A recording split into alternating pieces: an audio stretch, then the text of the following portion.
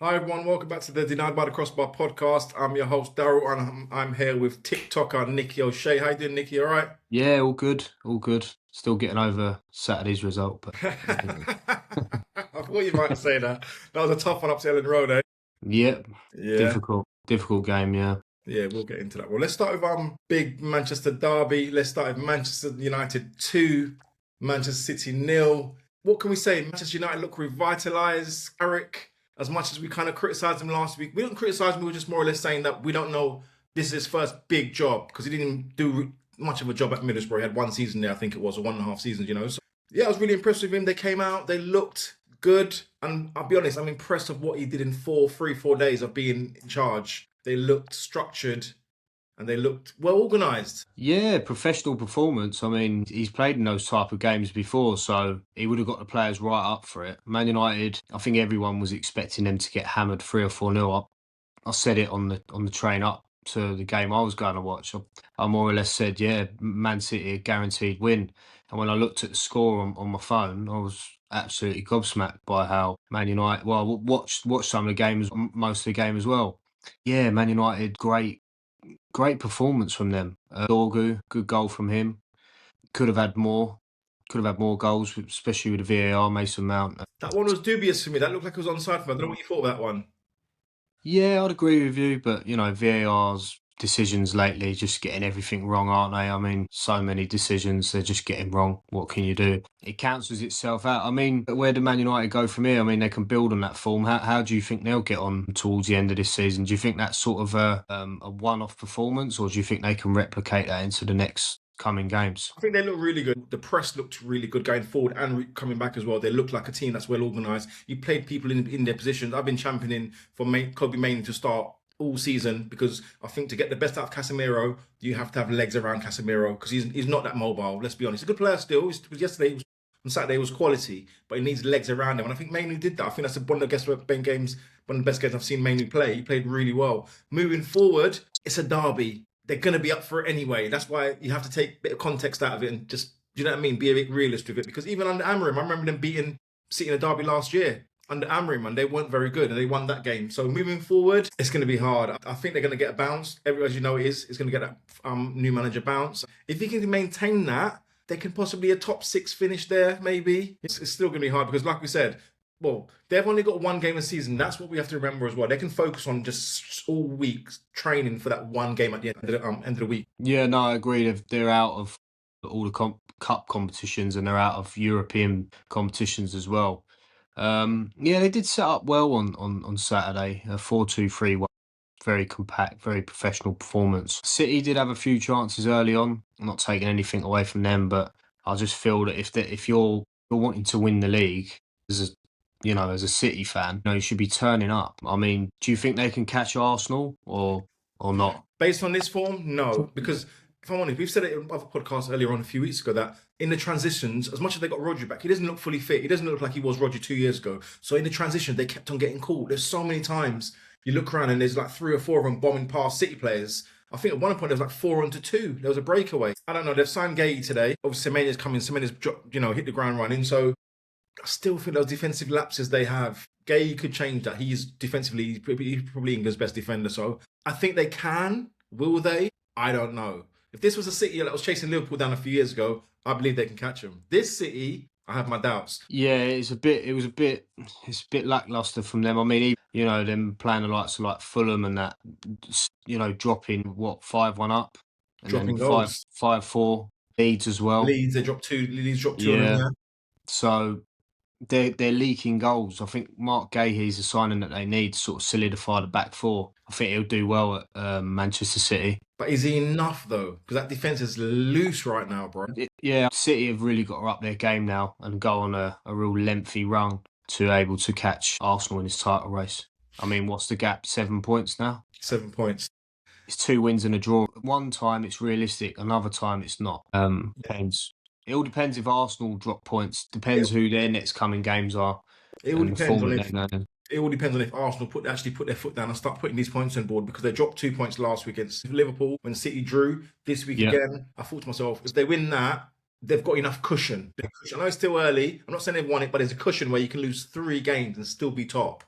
if they'd won both those games, they could have been, what, they 7, they could have been 11 points now, you know? Yeah, So, 10 or 11. Yeah, no, that's a big difference. yeah, I agree with you 100%. I think this Arsenal team, going off the topic a little bit, is different from other years, and I think City are going to find themselves.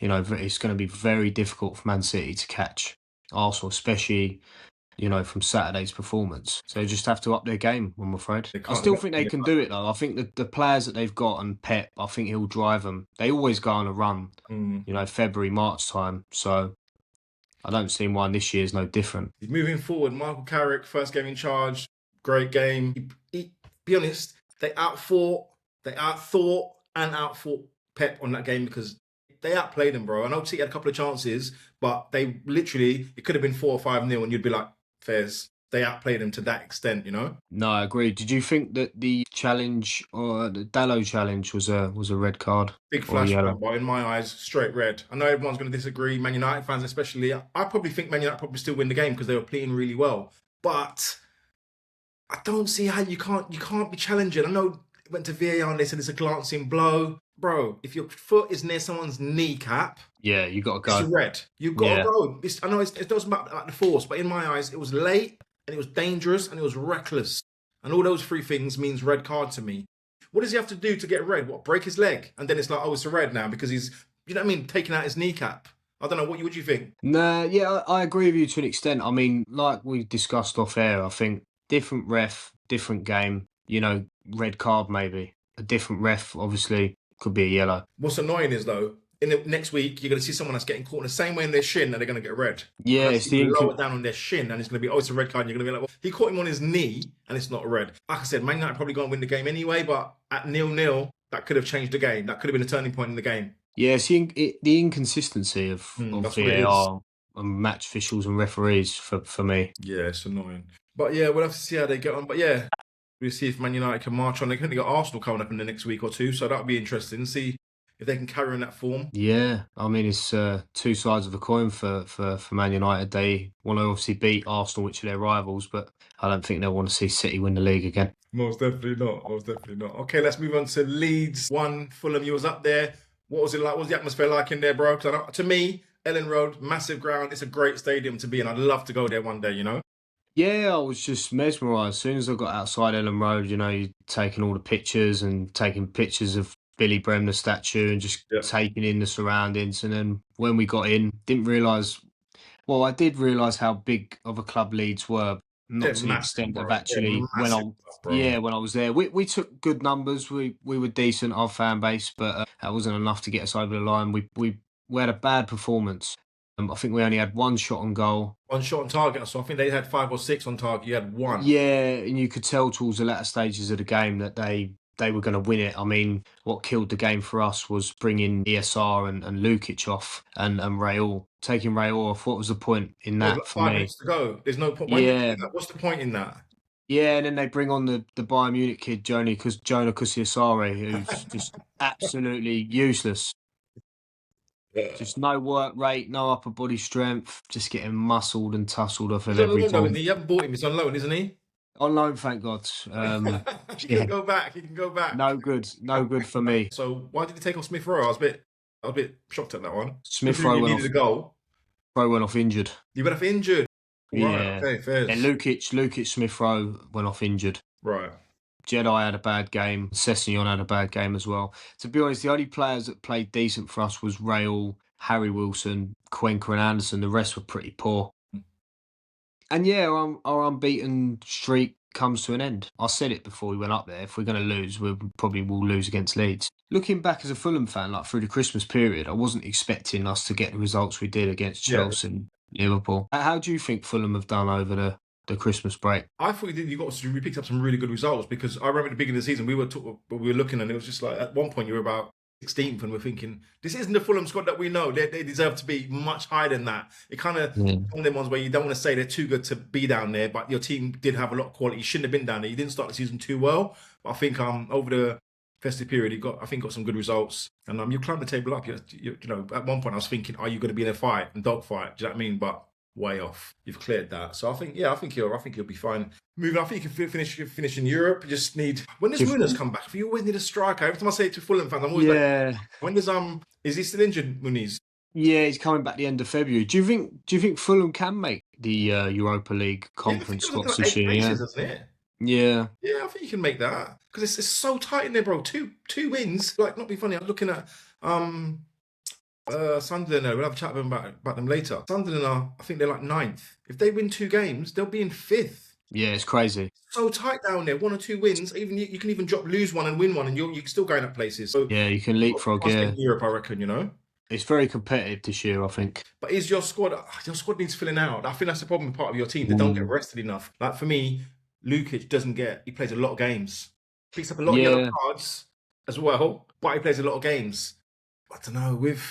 He's not really been playing Sanderberg, has he? Is he resting or is he injured?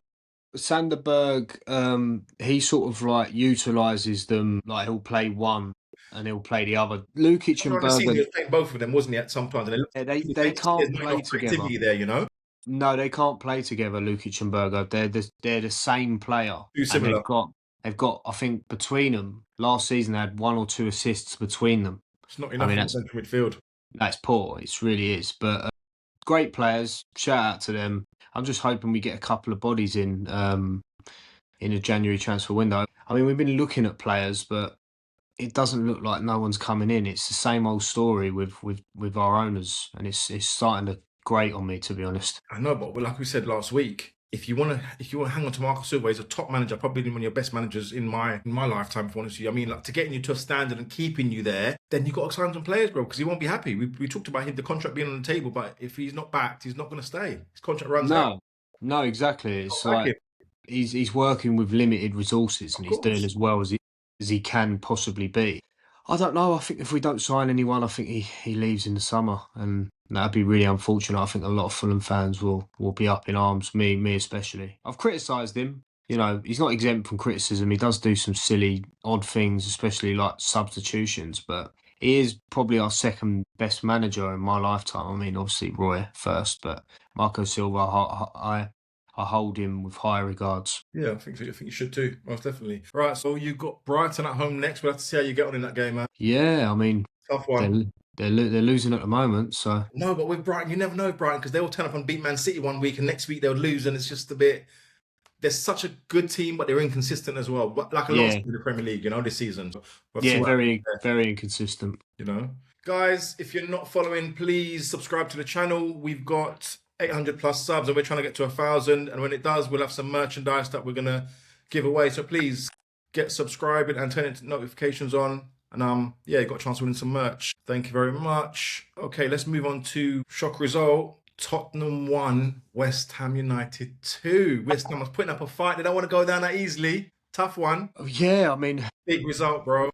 I thought it was going to be a boring 0-0 snooze fest, but Tottenham, they lose again. Their form at home is so poor. Atrocious, I honestly. mean, the clock's ticking for Frank now. How long do you think he's got left? I'll be honest, bro. Listen, when your own fans start singing you're getting sacked in the morning, that's toxic, bro. That's real. Do you know what I mean? That's bad. And I really, me, I said before, I really like Thomas Frank. I really rate him, but I don't know what these Tottenham fans want. I don't know what they expected. They won the Europa League. They finished 16th. They sacked Ange, the person that won their first trophy in 17 years. You sack him. Like, what do you want? They want good football. I listened to a radio show the other day and there was someone saying people that support Tottenham, they don't support Tottenham to win. They support Tottenham because they play good football and stuff from the 70s. It's just like, if that's your mentality, why do you think there's a losing culture at the club? Because you're basically saying you're not bothered about winning, but you should be, no? I mean, the players that they've got, they're not good enough to compete at the highest level. I mean, they've got a few individual performers, your Pellini's, your Romero's, your Madison's, your Kulusevski's. I think part of the problem is having Romero as a captain, because I think he's a joke. I think he's embarrassing. I think he's a good player, but I think he's too hot-headed. He's a World Cup winner. He's a decent player. He's not captain material. I think having someone like that is not a good example for people. I think that's a bad call. No, I agree with you. I mean, them losing Son and Harry Kane and I mean, selling Brennan Johnson, I mean, was that the wisest of decisions for them? I think he got just about 20 goals and assists. He was a top scorer last year, and they sold him to Crystal Palace. He can't get on the pitch. Yeah, it's an It's odd one. strange. Like you said, It's it's very weird, that one. Yeah, it's an odd one selling Brennan Johnson to a rival. I mean, Palace, they're slipping off this year. They're above Tottenham. They're still above Spurs. I mean, let's not take anything away from West Ham though. Callum Wilson getting the winner in the 93rd minute, it just shows you that. I don't know if you saw his celebration, but it was a celebration to sticking his fingers up to the West Ham fans, basically saying, I am good enough and I want to be here and I want to play for the shirt. Talk to me. I thought he was gone about 2 weeks ago. That's what I thought. I mean, he was linked with Wolves. He was Like, linked with Wolves. 6 minutes.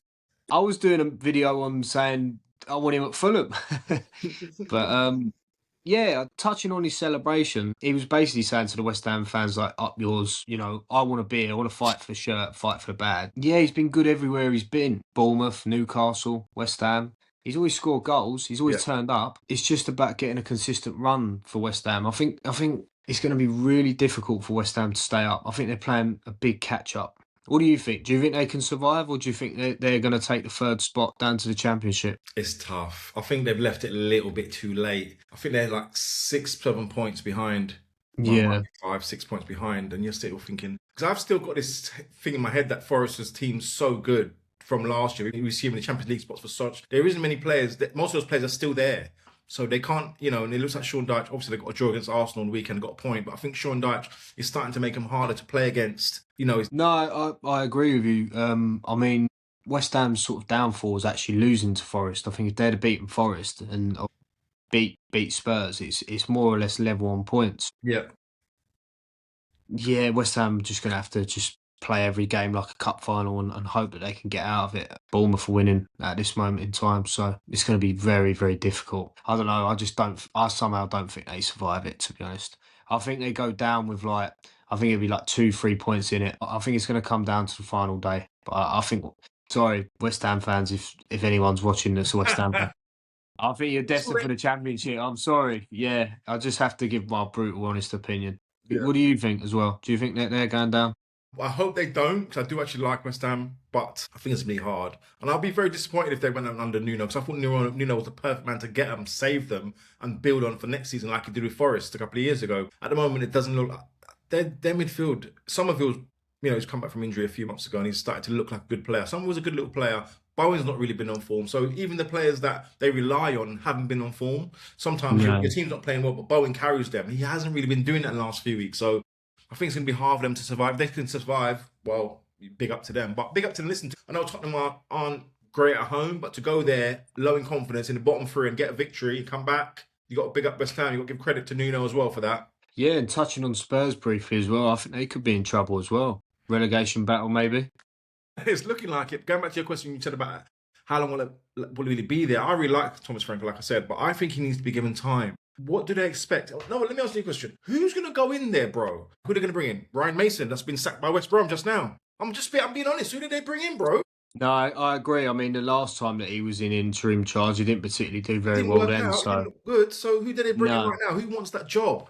No, I don't think anyone wants it. I think it's a bit of a poison chalice at the moment. Poison chalice, a horrible job to take, bro.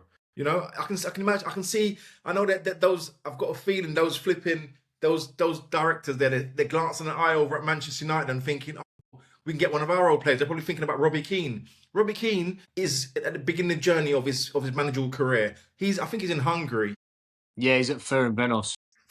Can he step up to this level? The Premier. We know he's a top player. We know he played for Celtic. We know he played for Tottenham. He played for Liverpool. We know he's a good player. Has he got those credentials to step up and even take to the end of the season? Would he leave his job? I think they're top of the league over there, aren't they? Or they're near the top. Yeah, they are at the top and they're doing... Is he going to leave that to come for interim charge for Tottenham for 6 months? No, I wouldn't. No. So, I do love Robbie Keane. He was a childhood hero. I love Robbie Keane, bro. He's one of my favourite. He used to be one of my favourite players. I would love to see him in the Premier League managing, but I was watching the Champions League and they got a victory. I think they beat Celtic in the Champions League. No, it was Rangers they beat. It was Rangers, I beg your pardon. Sorry, I saw it and I was watching, I'm thinking, that's like Robbie Keane. I didn't even know he managed him until I saw it in the Champions League and I was like, flipping hell, that's good. I like that. I do like him as a player, but they bring him in. What's what happens? Who knows? I mean, he was a childhood hero, man. Great player in his heyday. Loved him. He's on his early celebration. Yeah, brilliant. On his early journey in his coaching career, he's managed in Israel and He's been around, Hungary. yeah. I think Nowhere maybe at the what top level, though. Let's be honest. Nowhere at top standard. He hasn't been to Serie A or La Liga. He's been to a few lower leagues, you know? I think he's done it differently because what he could have done is he could have got a job in the championship. But he's thought to himself, well, actually, let's go to Hungary, let's go to Israel, for example, and get some experience under my belt, and then maybe then he might get offered a Premier League job. Yeah, I think it'd be. I think he will do all right. I just don't know if that's what they need. My problem is I don't No. know what Tottenham need because wherever they get, the only reason why someone like Robbie Keane would be good because he'll galvanise these players. He'll galvanise the team because he's a hero. He's a Yeah, the hero. man management, yeah, and he His man knows the management ethos skills. of the He's a top club, guy. His yeah. bubbly personality. He'll get them. He'll drill them. He'll get the crowd on his side. And I think that's what Tottenham might need right now. They need the crowd and the players to be one. Because at the moment there's this massive divide, and Thomas Frank's stuck in the middle. Unfortunately, he's just stuck in the middle, taking it from both sides. And he does know the culture of the club. That's the only thing that That's what would Robbie Keane has. would stick it in a positive limelight. But I think you could also arguably say, when can you be ready? Like, Yeah, if you okay, just yeah. throw If him in the you deep, don't get given a chance, you'll never know. So you got to step yeah. up some top. Yeah, fair enough, fair enough. I just think I don't know. I worry about his experience, but like you said, he might come in there and he might be exactly what they need. Figurehead for the club, proud Irishman, top player for Ireland and for Tottenham in their times. Who else are you going to come and look up to? There isn't. Do you know what I mean? That's around. That's available. No, yeah, I agree. I hear what you're saying. That's yeah. Maybe in a different circumstance, maybe the right job, maybe in a couple of years' time. Probably not at this moment in time. Well, if they get through to Thomas Frank, whoever they get in, good luck because they're going to have the same problems that he's got now: injuries, massive injury problems, squad's not filled out enough, and a disconnect between the fans and the players. Also on the flip Massive disconnect. Also, on the flip side, Robbie Keane might not even want to go there because he could ruin his Tottenham legacy if it does turn bad and It sour. happens. It happens. Happens as well, you know. But yeah, that's an interesting one. Big up West Ham. They're still fighting. They ain't going down that easily. They're still fighting, so that's a big result, you know. And All Spurs right. got hammered. They did. They did.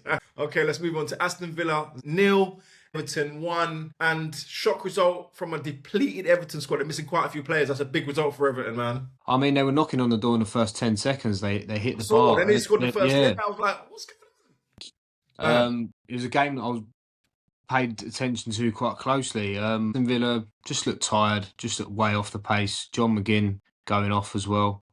Don't know if it was an injury or a knock. But yeah, there's some games that Villa are going to lose at home. I mean, they're very That's good 11. at home.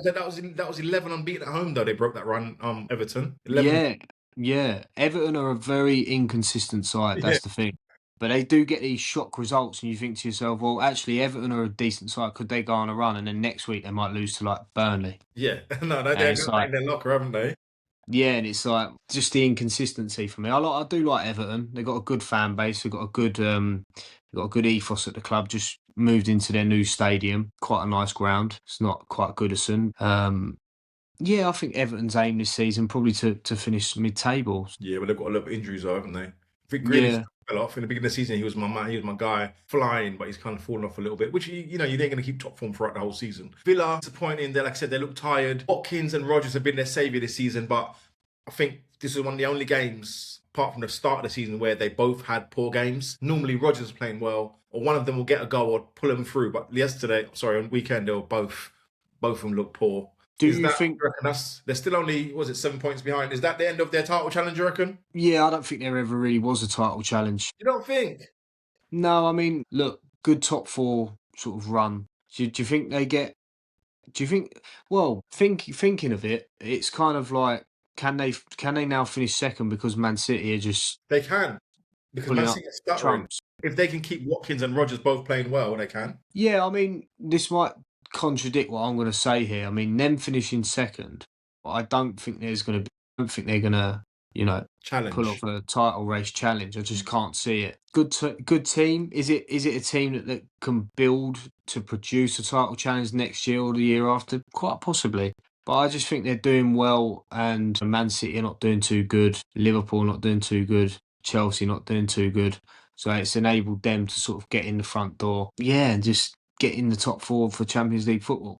I think Yes. Villa are a top 5, 6 team with the ability to push into fourth spot, but just not a title challenger for me. Villa are really hamstrung by PSR, aren't they? Because as we saw Yeah. last year, they have to sell certain players, and I think they've got a bit of the touch of the Newcastles about them. When we're in the Champions League, we can't maintain the Premier League. Or when we're in the Premier League doing well, we can't maintain the Champions League. It's like, for instance, last year they fell off Villa, but they were in the Champions League, weren't they? They had some big fixtures. Yeah, And it's that's the kind of problem. like Same as Newcastle, we can't, it's like the squad's not big enough to balance both, but they can't buy players because of the PSR problems. So they're kind of like yeah, catch 22 situation. it's like yin and yang really for either one. It's Yeah, like they can't do either. They can either both. do either or they can't do both, That's right. which is a shame. I do like Aston Villa. I think they're a good side. Emery's got them well tuned. I respect Emery so much. I think he's one of the best coaches in the Premier League. I don't care what anyone Very, says. very good I just tactician. love that Yeah. guy. His team's always well organised. They all know what they're doing. They're always well drilled. You know what I mean? What you get from him, you know, you're getting a proper structured performance, and they know what they're doing. And I like that. I really like him. And listen, he's won the flipping Europa League 4 times or whatever it is. He's won leagues. He's a big manager, bro. Oh yeah, 100%. You know. All right, let's move on to our last game. Sunderland 2, Crystal Palace 1. Palace took a shock lead, but we know what it's like in a stadium of light, my bro. It's a tough place. That stadium, that crowd is unmatched. Just so you know, it's the podcast's second favourite team. Love Sunderland, bro. Love what they're doing up there. Yeah, I mean, seeing Sunderland back in the Premier League now Love it. is just, a breath of fresh air for me. I kind of knew Sunderland were going to beat Palace. Palace have got a lot of off-field issues, with Glasner, Mark Gahey leaving. It seems to be sort of all falling down at Palace at the moment. When we played them, Fulham played them, they didn't play that great, to be honest. Their squad's really stretched though because of the Europa Conference, and I think it's just hard to play Thursday, Sunday. It's hard, and they're not used to that. It's the first time they're in Europe, whatever. It's hard to get used to that. They aren't ready for that. What do you think about Glasner going to be leaving at the end of the season? Well, he's spat his dummy out, hasn't he? He's come out saying, you know what he said? He said, I feel abandoned by the club. Listen, I'm not being rude, right? You're employed and they pay you millions of pounds every year during their time there. Palace are a selling club. Why do you think they sign players like Eze or Annalise? Because they're giving them the platform to move up. Let's be honest. I'm not disrespecting Palace. I've got utmost respect for them. They're like Brighton. They're going to be a selling club. They're a stepping stone club. So he's pissed off that they've sold Gay.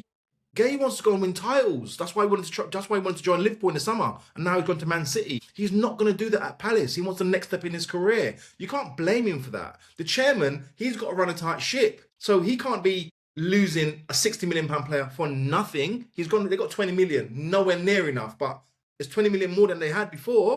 No, I agree. He's off, and he's so pissed off that he's losing players. You're not a massive club. No, I agree. I think Palace fans get carried away, and they saying, do. I just think he needs to know his place and realise that your best players are going to be handpicked, because that's the model that club's built on. It just is. Do you think when Glasner does depart at the end of the year, do you think it all comes tumbling down for Crystal Palace? Do you think they go on a downward spiral? Because I think they're going to have a year or two. I think they're going to have a year where it's tough, because let's be honest, he's been a short couple of years. He's been there. He's been their best manager ever, hasn't he? Yeah, I'd agree. Yeah, winning wise, football wise, Palace have played unreal football. I've been shocked by the football they've played. I saw them beat Liverpool at Sellers Park earlier in the season, and they played us off the park. In the first half, they could have been 3-0 up, and I'd be like, fairs. They play good football, bro. For the resources he's got, for the players that they've got in. So I don't think they'll come tumbling them. I think they'll struggle for a year, and it all depends on that next managerial appointment. Who's gonna not be funny? Dougie Friedman's done a great job up there as director of football. He's built a good squad. He can pick if he can handpick another good manager like he did with Glasner. Before Glasner, I've heard of him, but he won the Europa League with Frankfurt a few years back, didn't he? Yeah, he did. Yeah. And he's handpicked him, and he's managed to get him today. If he can get another one of those, pick him out from somewhere, why not? They can go again. No, I agree. Sunderland, though, who would have thought they would have the run they've gone on? I'd have predicted to get relegated. So I do apologise, Sunderland fans, but yeah, I mean, what do I know now? Regis Lebris is an absolute legend. Do you know what I'm saying? This is a guy that got relegated from the French First Division, and they had a vision and they took him in. He's like, Doctrine. Yeah. Doctrine in sports science in this, bro. He's a top player. He's top manager, sorry. He's just a really intelligent guy. And they've bought really well Sunderland. And everyone kept on asking the question, when they were flying high, they were 4th, they were 5th, they were 6th around that area earlier in the season. We were all saying, right, it's looking great. But when AFCON comes around and 6 African players head off, what would happen? Listen, that was their first game, that first win in 5 games in the Premier League. And the players have come back. So they didn't win. I think they lost 1 out of those 5. So they kept on getting these draws, kept on just trudging away. And they've come back and they looked good. They look solid again. No, I think Sunderland fans would be very happy with how it's turned out this year. Who knows? They could make a shot. European push? Yeah. That would be fairy tale stuff. Come on. Especially coming to the playoffs. Yeah, I mean, especially how Sunderland over the last 5 or 6 years. I remember Fulham relegating them at the Cottage in the Championship on a Friday night, and then going down to League One, back-to-back relegations. You had to feel for them, and obviously the Netflix saga and. But when they started making these Netflix shows and they're meant to be coming up and they're going down, it wasn't looking good. No, it weren't. And the fact that they never won at Wembley up until I think it was some St Johnston's Paint Trophy or something like that. Oh, really?